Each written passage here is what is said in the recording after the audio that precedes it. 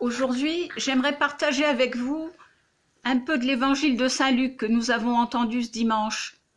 François l'a commenté pour les enfants du catéchisme et nous sommes nombreux à être restés des enfants lorsqu'il s'agit d'entendre de belles et bonnes choses. Cet évangile est régulièrement choisi par les familles que j'accompagne lors de deuil.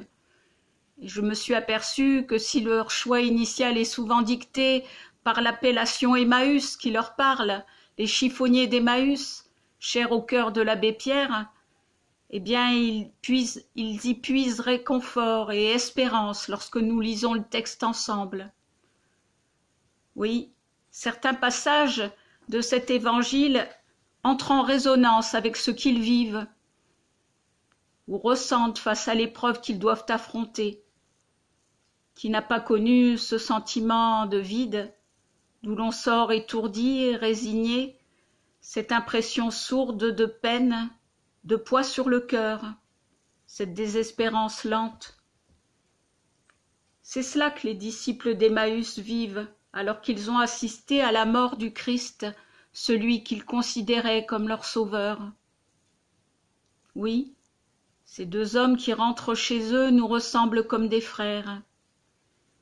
Nous aussi, il nous arrive d'avancer parce qu'il le faut bien, d'avoir le nez dans le guidon sans rien voir de ce qui nous entoure, à force de fatigue, de lassitude ou de désespérance, ou bien à force d'avoir trop rêvé, trop attendu, et bien sûr on ne peut être que déçu.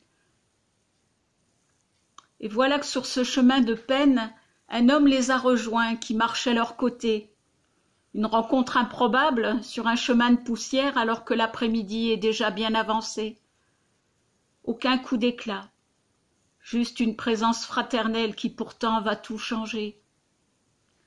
Comme j'aurais aimé marcher aux côtés de mon Seigneur. Mais je sais bien que moi non plus je ne l'aurais pas reconnu, car notre cœur est lent à croire.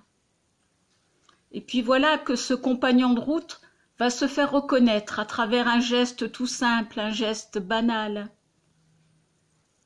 À l'étape, les deux marcheurs ont bien ressenti ce souffle chaud sur leur cœur, ce sentiment confus que non, rien n'était perdu, que cet homme portait en lui le germe de l'espérance. Et c'est en rompant le pain, geste familier, mais aussi geste vital, que Jésus se fera reconnaître. Nous savons tous qu'offrir du pain autour d'une table, c'est donner un peu de soi-même. Et c'est ce que Jésus fait à chaque fois que nous lui disons un beau oui, un oui clair et ardent. Alors leurs yeux s'ouvrirent et ils le reconnurent, mais il disparut à leur regard. En ce temps de confinement, la faim que nous avons de recevoir le Seigneur s'aiguise jour après jour, et ce jeûne imposé nous fait ardemment désirer de partager le pain de vie, le pain descendu du ciel, le pain vivant. Et si Emmaüs était une sorte d'apprentissage de cet invisible, qui pourtant est le seul à nous nourrir, et le seul à nous faire vivre. Bonne journée, à bientôt.